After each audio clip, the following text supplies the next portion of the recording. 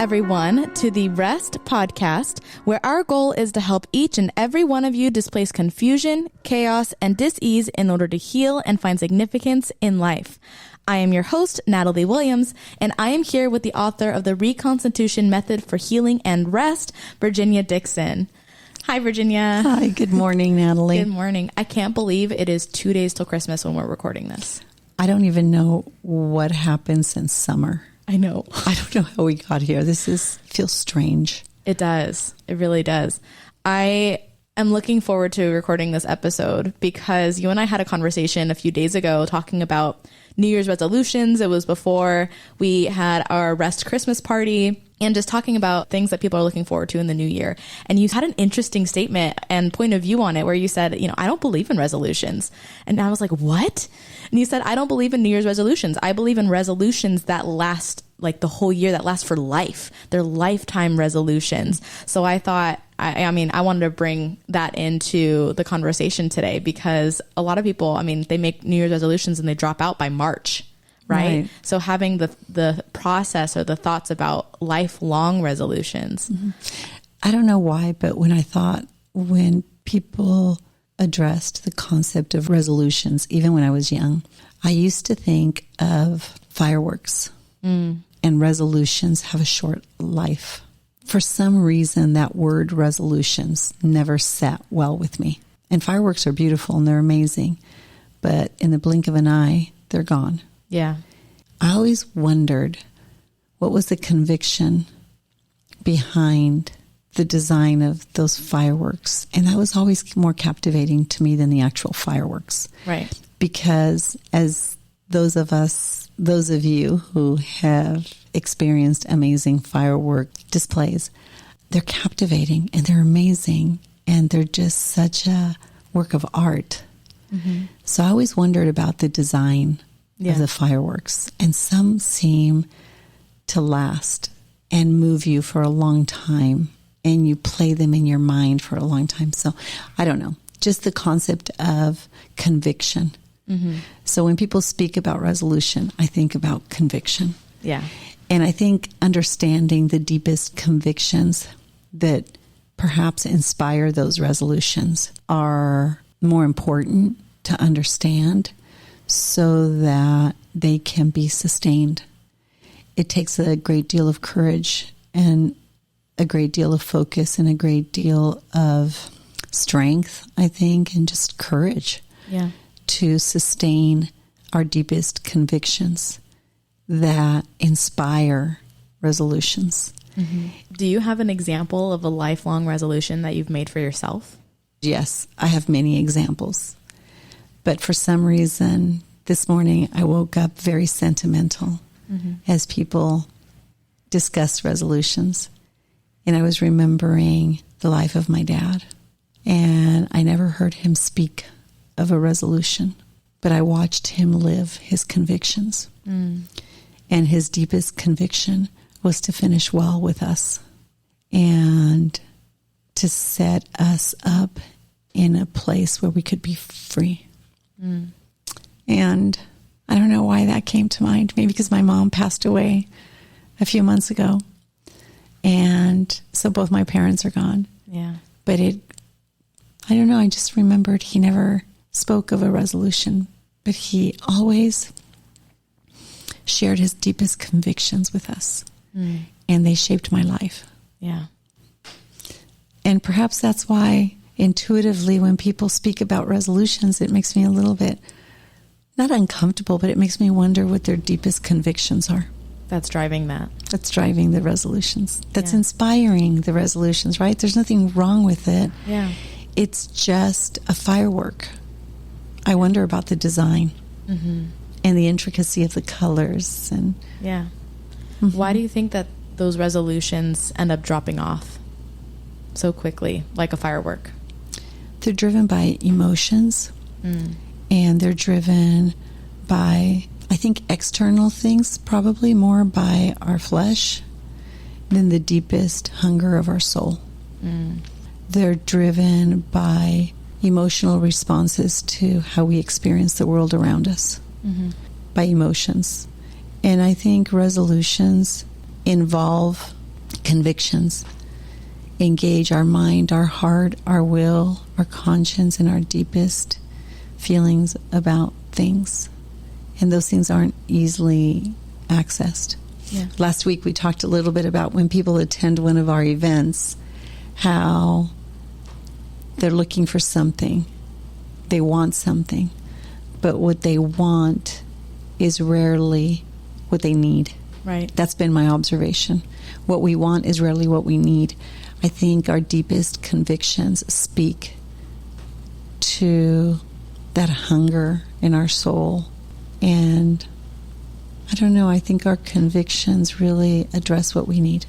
And I think as we begin to understand the layers and the dimensions of intentionally stepping into these places of rest, relational, emotional, and spiritual truth, and we examine the foundations that shape our life and the truth behind those things. And the truth is always reconciling the narrative of design, right? Yeah. The narrative of the stories we tell ourselves and the narratives we carry in our bodies.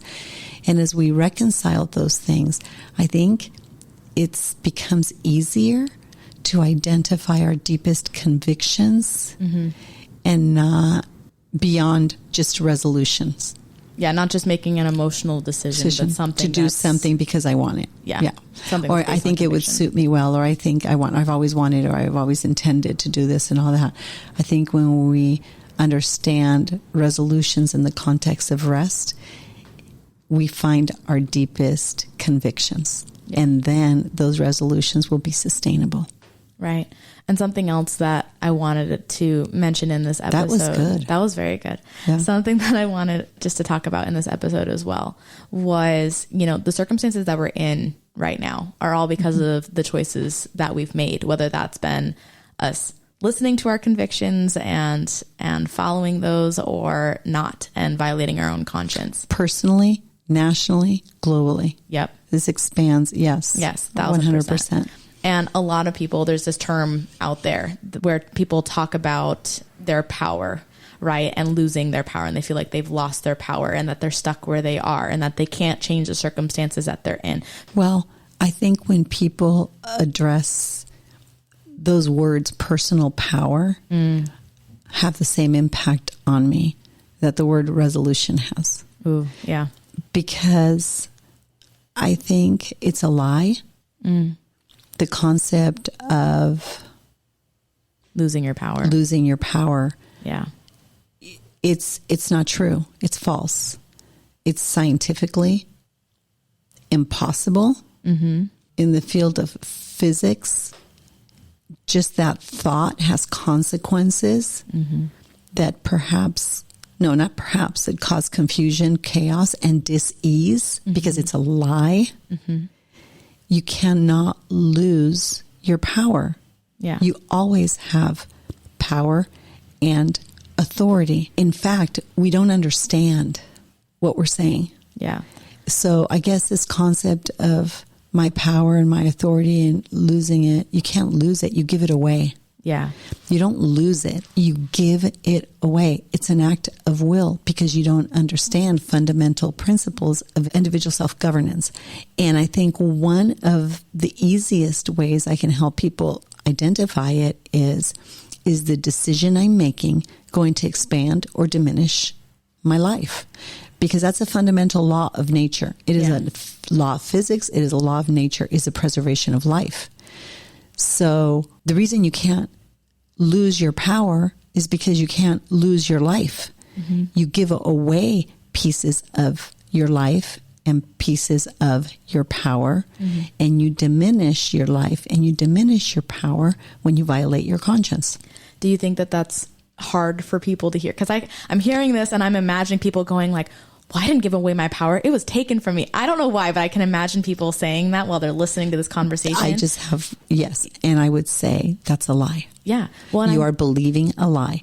And in our anatomy of dissension, which we're going to break down, I think, more clearly throughout this next year, and we certainly do during the 40 days of rest, which I always encourage people to join us for. But that's a lie. It's the three lies we believe that cause confusion, chaos, and disease, that cause us to dissent. So we have to become skilled. And I think that's my goal for our listening audience. I want to help them identify lies that are very subtle, yet we, as a generation, embrace, and they derail our lives in ways that we consent to. So I am thankful that you chose to bring this up, but I would say resolutions are worthless if you don't understand your deepest convictions that drive them. Yeah. And if you do not continuously and as a discipline step into a place of relational, emotional, and spiritual truth and deal with the conflicts within yourself, you'll never fully be able to identify your deepest convictions that make those resolutions sustainable. Right. When you talk about my power, I lost my power, that's a lie. That's, how about this? It is a limited way of looking at something that's very complex, and it's fundamentally a lie. You cannot lose your power without giving it away. Yeah. And something I want to touch really quick on that is just the wording itself of I lost my power versus I gave it away, right? Which is what we do. Personal responsibility. Exactly. It's forcing you to take extreme ownership. It's not, and you know, Natalie, I'm glad you said that. It's not a force. You get to. Yeah. No, you get to take ownership over this, Yes. and you're no longer a victim of circumstances. And I know that we try to keep these segments relatively short, but this is a very important concept. And I don't want to beat this to the ground, but I hope people look at the word resolution a little bit different and think about convictions. Yeah. When people talk about losing their power, I hope the word lie comes to mind. That is a lie. When you think about losing your power, think about liberty. Yeah. No, I have a mind, a heart, a will, a conscience, a feeling, and feelings that I must negotiate the conversation between those parts of me so that I can exercise liberty, make decisions of conscience, and be free. That means I always have the liberty that will manifest in the measure of freedom I live with, if I take it seriously. Yeah. And that's the power and the authority that you have, and you must manage it. So you either expand it or diminish it. Right. You either protect it or you give it away. It's not taken from you. Yes. And I think a lot of people have a hard time with taking extreme ownership because it's very easy to sit in that victim mindset of, no, someone took it from me, right? Where we just stated that's not the case. We excuse our own depravity and our own... Exactly. Yes. Yes, we excuse it. And it is easy to sit in that spot. But our own depravity, our own limitations, our own fears, we excuse all those things. And our heart can be desperately wicked, and it can deceive us, because if it's not reconciled with the mind, the will, the conscience, and the feelings, if it's not reconciled with all those other parts, our heart's left alone to its own devices will deceive us. And it'll be ultimately governed by the impulses of our flesh, right? Which we talked about the central nervous system. We talk about the history of our ancestors. We talk about all these stories we carry. And so understanding these nuances becomes important. Yeah. And as I'm listening to myself, and you know, I never go back and listen to a podcast, but I know. I'm hoping this isn't too confusing. No. Is it making sense? It makes perfect sense. I am excited for people to hear this, because I know that there are many out there who need it, because they feel stuck and they don't understand why they feel stuck, and pointing out those three lies. And we've said this before, anytime that you're feeling confused about a specific situation, about something that you're doing, or just anything that you're experiencing, I feel, in life, if you're confused, there's a lie there. And you have to figure out what that is and expose it. And three simple ways is this driven by my wants, my needs, and what I deserve? If those things are driving you, you need to stop and think about, this is the manifestation of the lust of the flesh, the lust of the eyes, the lust of the flesh, and the pride of life. And those things will derail your life every single time, because you've got to engage all of your constituents, meaning your mind, your heart, your will, your conscience, your feelings, to negotiate all those things and to weigh them in the context of a specific situation where you're not the center of the world. Mm-hmm. There's a lot of moving parts, and everything you're angry and you're afraid and you're confused about, guess what? So's everybody else. Yeah. It might manifest differently, but so's everybody else. Right. So yeah, these are big themes, and they're important things to consider in the context of living out from a place of our deepest, living to 2022 from a place of our deepest convictions that are spoken of and addressed in the context of resolutions. Which brings me to a question I was going to ask you about. What's this 2022 thing? You were mentioning it to me before we started the podcast, and I thought, ooh, we need to talk about that for a minute. Yeah. Because it's on physics, science, just go ahead and talk about it. On the internet, there's this major thing going around where it's like, it says 2022, as in like TOO. So there's a lot of fear revolving around it of like, oh my gosh, it's 2022. Like, we're going to go back through 2020 again. Oh no, there's a lot of fear revolving around it. So talk about a lie, right? Yeah. Because you even stated the impossibility. It's impossibility. And I would encourage everyone to think about where you are, what's happened, what's happening. Think about it, an hourglass. Mm-hmm. When that's sand, and you know I have one on my desk. Yeah. Which, by the way, that's what I wanted for Christmas. Everybody kept saying, my kids, the family, they could say, Mom, what do you want for Christmas? And you know what I wanted really bad? What? I wanted an hourglass that really is an hour. So I stopped running over in my appointments. I know it's going to make you happy. That is so much better than the red digital clock in the corner or the buzzer that I was thinking about.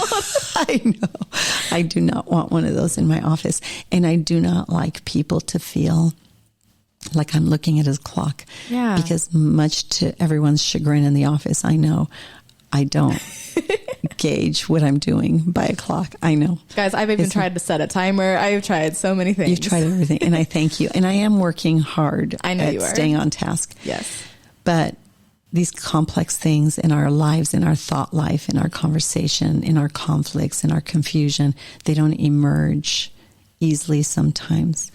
And as you all know, I don't want people to feel rushed. Right. And like they're not important.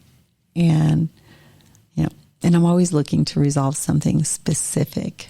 Yeah. And to your point, Natalie, and how you named this podcast about rest, resolutions, that is my resolution, driven by deep convictions about how I bring people into a place of rest. Yes. And that is being present and giving them the space and the time to really unwrap some of these more complex things. Yeah. And not even just in your office. You carry that through in your daily life, whether you're at the grocery store or whether you're with your family or... Thank you, Natalie. I work hard at that. And I think my family's really trained and conditioned me for that. Because I think all of our triggers, right, manifest in these primary relationships. Mm-hmm. And I think being married almost 40 years and having a large family, I think I wish I would have known how to be more present and have not been triggered by all the things parents get triggered about, and mainly fear. Yeah. And I don't know. A lot comes at us in our primary relationships that make it difficult to be present, because there's a lot of neurological and physiological things that fire at once in the context of those primary relationships. So I'm afraid I wasn't always as present as I've learned to be, and I'm still not as present as I want to be always with everybody at all times, but it's something I definitely work hard at. Yeah, you're growing all the time. All the time. As everyone else is. And I think one of the things that inspired this podcast was it was originally created to support the seeds that we've planted and those we serve. Yeah. Our clients and my cancer patients and their families. And I wanted them to have a source to go to where these ideas could be reinforced through all these different topics and themes throughout the year. Mm-hmm. So that once we created the framework of rest and they had a working understanding of rest, that they could be supported and resourced to apply these things in their spheres of influence. Our conviction here is that that's how we're going to heal people, relationships, families, and certainly the hemorrhaging heart of our nation. And I'm just excited to watch it happen.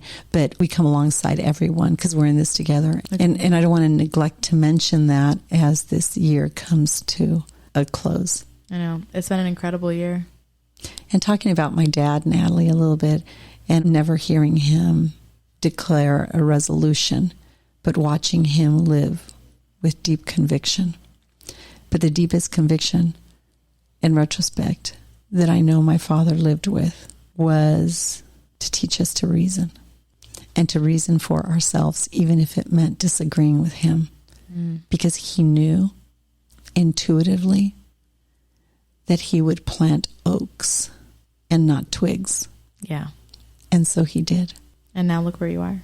I'm doing what I'm supposed to do in time, right? And he did what he was supposed to do. That was his leg of the race. And he made enormous sacrifices as an immigrant to do that. Yeah. And of course, I love and respect him so much. But my memories and thoughts of him grow. My affection for him grows with time, because I see the strength and the courage that it took to finish well. And ironically, I think at the end of his life, he considered himself he was disappointed that he had failed at so much, and he missed that what drove his deepest convictions in shepherding the hearts of his kids would have an impact beyond what he could have ever imagined. So I just would encourage everyone to enter into rest and think about your deepest convictions that drive.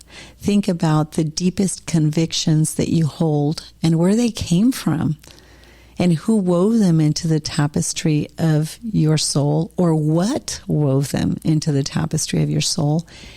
And then resolve from that place of rest. Mm-hmm. And I think you'll be shocked at what happens in 2022. Well, thank you so much, Virginia. This has been an incredible year. And I mean, it's been an honor to serve alongside you and to be a part of this amazing team. And I greatly look forward to see what 2022 has to offer us. May I add a thought? Yeah. That just occurred to me while you were saying that. I could hear these words in my head. As we leave 2021 behind, I was just wondering as you were speaking, what are the deepest convictions that I leave 2021 with? And it is this, that a man is perfected, in fact, through the things he suffers. Yes. And that there is beauty in the ashes of our life, of our experiences. Yes. And that a new thing is happening every single day. Mm-hmm. And it is in that spirit and with three convictions that I leave 2021 with are rooted in the deepest convictions of my soul. Yeah. And it's interesting how they keep building on each other. Mm-hmm. So it is with great resolve that I am committed to expanding the reach of R.E.S.T and building our R.E.S.T community, because the testimonials are just beyond what I ever imagined possible. And there is transformation taking place as people step into this uncomfortable place of rest, I might add. Mm-hmm. Because it's this new language, this new way of looking at things. And it's like, I know exactly what you're saying, but I have no idea what you just said. Yeah. Virginia, I just got chills thinking about the implications of those principles or that thought or that idea, but I have no idea how I'm going to repeat it. Mm-hmm. It's because they're driven by principles. And so it is with deep conviction that we will carry on and continue this conversation about rest. Yes. Thank you, Natalie. Thank you. All right, everyone. I wanted to make a quick announcement. So our next 40 days of rest begins January 20th. All the information, including the registration, is already on the website, and we hope to see you there. I also wanted to thank everyone over this past year, which if you've been here since the beginning, We launched the podcast January 29th of this year. So over this past year, we have had over 50,000 listeners since we started. I know. Amazing. That's amazing. So for everyone who has tuned in, even if it was just for a quick second to listen, or for those who have stuck by us from the very beginning, if you came in the middle, all the episodes are there for you to listen to. We love you all so much. We're so grateful for you listening, and we look forward to continuing to serve you over this next year. Recklessly, tirelessly, diligently pursue rest. Yes. Thank you all. Thank you. Thank you, Natalie. For updates about Rest and this podcast, please visit our Instagram or Facebook, The Place of Rest. If you'd like more information about Virginia or to support and join the cause of Rest, please go to virginiadixon.com/collaborate. Thank you for listening to Rest with Virginia Dixon. We'll see you next year.